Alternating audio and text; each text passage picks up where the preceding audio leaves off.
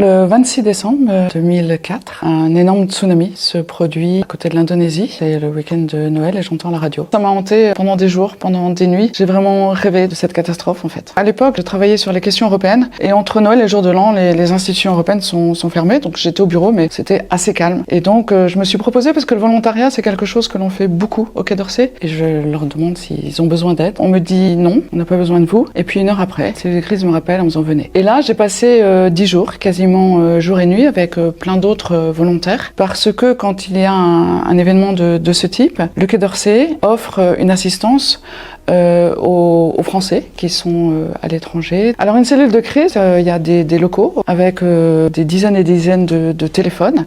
Il y a des grands tableaux un peu partout, on a des ordinateurs, etc. Donc on répond au téléphone, on rentre des données, on consulte nos listes et puis aussi on va affréter des avions par exemple pour aller chercher des Français en difficulté. Donc c'est vraiment une sorte de centre de commandement. Ce qui est très compliqué dans cette fonction, c'est que quand les gens vous appellent, vous leur demandez comment s'appelle la personne, où elle était, etc. Mais si cette personne est décédée, vous n'avez pas le droit de le dire par téléphone puisque dans ces cas-là, on envoie des gendarmes pour avertir la famille. On en a rapatrié des dizaines et des dizaines des personnes qui avaient perdu des membres de leur famille, qui étaient un peu en état de choc. C'était vraiment 10 jours où on était face au drame, à la mort, à l'angoisse. C'était très dur psychologiquement. Et par exemple, je me souviens d'un grand-père qui avait pas de nouvelles de son fils et de son petit-fils.